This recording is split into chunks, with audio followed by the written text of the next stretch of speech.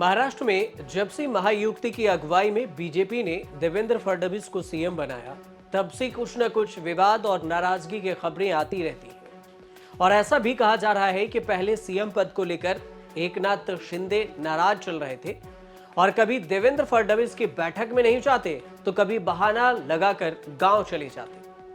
और अब जब कभी भी उनसे मीडिया ने सवाल पूछा तो सिर्फ इतना ही जवाब दिया कि हम नाराज नहीं हैं, या फिर घुमावदार जवाब देकर शिंदे निकल गए।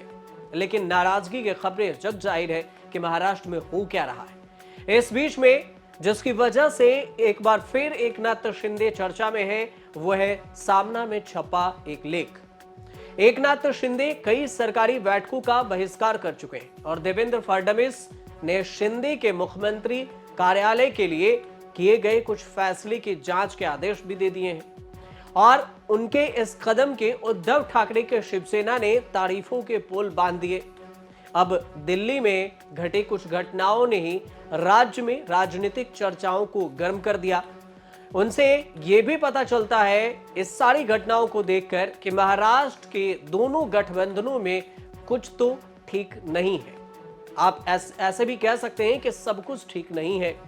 सामना में जो लेख छपा है उसे समझिए कि इस लेख में क्या कुछ कहा गया है। सामना उद्धव ठाकरे के शिवसेना का मुखपत्र है और इसमें प्रधानमंत्री नरेंद्र मोदी और महाराष्ट्र के मुख्यमंत्री देवेंद्र फडणवीस के तारीफों के पुल भी बांधे गए हैं। सामना लिखता है कि शिंदे के मुख्यमंत्री रहते हुए काले कारनामों को खत्म करने का पवित्र कार्य शुरू हो गया है।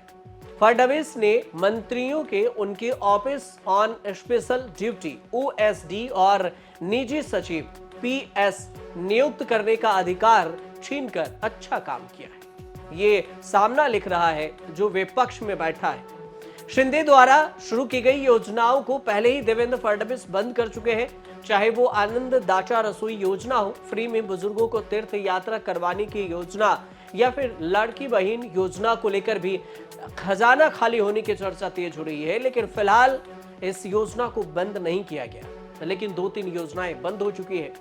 इस बीच में सीएम अलग मेडिकल डिपार्टमेंट बना रहे हैं और डिप्टी सीएम एकनाथ शिंदे अलग मेडिकल डिपार्टमेंट। इस सब के बीच में सामना ने शिंदे के PA और OSD को लेकर लिखा कि मंत्रियों ने PA और OSD के जो नाम पास करने के लिए मुख्यमंत्री को भेजे थे, यानी देवेंद्र फडणवीस को, उनमें से 16 नाम मुख्यमंत्री ने सीधे तौर पर नकार दिए और ये 16 लोग पिछले शिंदे सरकार में मंत्रियों के OSD बनकर दलाली और फिक्सिंग कर रहे थे। इन फिक्सर्स को देवेंद्र फडणवीस ने खारिज कर दिया और मंत्रियों के PA और OSD नियुक्त करने की शक्तियां भी छीन ली गई। फिक्सर के नियुक्ति नहीं होने देने की मुख्यमंत्री की भूमिका ठीक है और इन 16 फिक्सरों ने 12 फिक्सरों के नाम शिंदे गुट के मंत्रियों से आगे बढ़ाए थे। और ऐसे में फिक्सर की जरूरी मंत्रियों को क्यों होनी चाहिए, ये सामना लिखता है। खुले तौर पर देखें तो सामना ने एकनाथ शिंदे की बुराई और देवेंद्र फडणवीस की बड़ाई कर दी और ये दोनों के दोनों एक ही गठबंधन में है, महायुति में। अब सामना ने प्रधानमंत्री मोदी को लेकर भी उनकी भूमिका पर लिखा कि प्रधानमंत्री नरेंद्र मोदी की भूमिका भ्रष्टाचार मिटाने की है। लड़ाई शुरू यहीं से हुई और चर्चा भी शुरू यहीं से हुई कि एक गठबंधन में एक की तारीफ और एक की बुराई क्यों। और ऐसा पहली बार नहीं है जब सामना ने मुख्यमंत्री देवेंद्र फडणवीस की तारीफ की। इससे पहले जनवरी के पहले हफ्ते में इस अखबार के जो संपादकीय एडिटोरियल है उसका शीर्षक था बधाई हो देवा भाव, यानी देवेंद्र फडणवीस को लेकर। अब सवाल ये उठता है कि कैसे एकनाथ शिंदे एक बार फिर बागी होने के मूड में दिख रहे हैं। शिंदे सरकारी बैठकों के बहिष्कार तक ही नहीं रुक रहे हैं, उन्होंने तो यहां तक कह दिया है कि उन्हें लोग जो हल्के में लेने की कोशिश कर रहे हैं वो हल्के में ना ले, क्योंकि शिंदे ने मुंबई में 21 फरवरी को एक बैठक थी और इसमें बयान दिया उन्होंने नागपुर में। कहा कि जब आपने यानी विपक्ष ने 2022 में हल्के में लिया तो हमने तांगा पलट दिया था और हमने सरकार बदल दी थी और हम आम लोगों की इच्छाओं की सरकार लाए।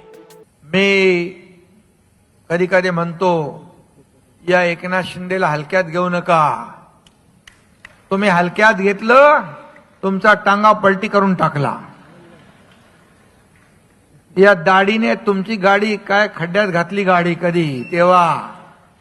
अरे आज मी कुठंतरी वाचलं, तो त्यांना लावलेला डायलॉग त्यांनी दुसरीकडे आज कुठल्या तरी पेपरला. अरे तुम्ही त्याच्यामध्ये लिहिताय समांतर, म्हणजे दाढीला हलक्यात घेऊ नका, एकनाथ शिंदेला हलक्यात घेऊ नका. मी तुमच्यासाठी बोललोय,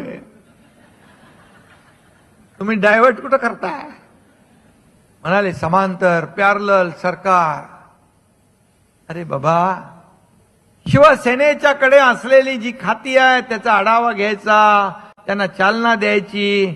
व दुसरा वैद्यकीय कक्ष तो जेव्हा उपमुख्यमंत्री देवेंद्रजी होते तेव्हापासूनचा आहे. कुठं काय तुम्हाला लक्षातच राहत नाही काय. शेवटी आपलं काम काय असतं, लोकांना सेवा जास्त मिळाली पाहिजे, लोकांना ज्यादा सेवा मिळाली पाहिजे, लोकांना सुविधा जास्त मिळाल्या पाहिजे. यासाठी आम्ही सगळे टीम म्हणून काम करतोय. तुम्ही किती देव पाण्यात बुडवले तरी आमच्यामध्ये काय कुठलं कोल्ड वॉर बीर नाहीये. आणि आमच्याकडे फक्त काम करणाऱ्यांचाच एक टीम आहे. आणि जे विकासाला विरोध करतात त्यांच्या बरोबर आमचं वॉर आहे, युद्ध आहे. विकास विरोधी लोकांच्या बरोबर आमचं युद्ध आहे.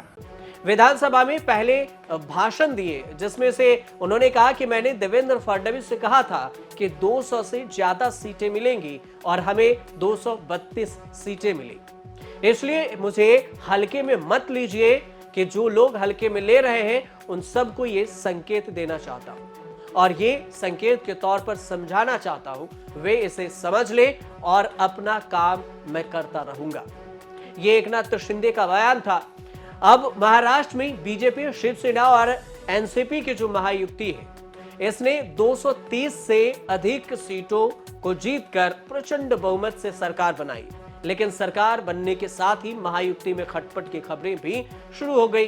कहा यह गया कि मुख्यमंत्री पद पर रहने के बाद उप मुख्यमंत्री बनाए जाने से शिंदे खुश नहीं है. शिंदे चाहते थे कि वो मुख्यमंत्री ही रहे, लेकिन बीजेपी ने ज्यादा सीट आने की वजह से देवेंद्र फडणवीस को मुख्यमंत्री बना दिया. वहीं शिवसेना जिस तरह से देवेंद्र फडणवीस की तारीफ कर रही है उससे तो ऐसा लगता है कि बीएमसी चुनाव से पहले महाराष्ट्र में नए समीकरण कुछ बन रहे हैं और हो सकता है कि इस समीकरण पर बीएमसी का चुनाव लड़ा जाए. लेकिन महाविकास आघाड़ी एमवीए में शामिल दल बीजेपी के नेतृत्व वाली महायुति में शामिल दलों की तारीफ कर रहे हैं और एमवीए के दल अपने गठबंधन सहयोगी की आलोचना में जरा भी देर करते नहीं दिख रहे हैं. तो लोग ये भी समझ नहीं पा रहे हैं कि आखिर महायुति में शामिल दल एक साथ हैं या फिर अलग अलग हैं. हाल के दिनों का घटनाक्रम अगर देखें महाराष्ट्र के और राजनीतिक घटनाक्रमों को देखा जाए तो कुछ ऐसा ही कहा जा सकता है कि महाराष्ट्र की राजनीति को आसानी से समझा नहीं जा सकता कि जिस तरह से देवेंद्र फडणवीस की तारीफ उद्धव ठाकरे कर रहे हैं और एकनाथ शिंदे की बुराई कर रहे हैं, उससे कई सारे चर्चाएं हो रही है कि क्या बीएमसी चुनाव से पहले कहीं ये पूरा समीकरण बदल तो नहीं जाएगा. फिलहाल आप देखते रहिए न्यूज़ तक.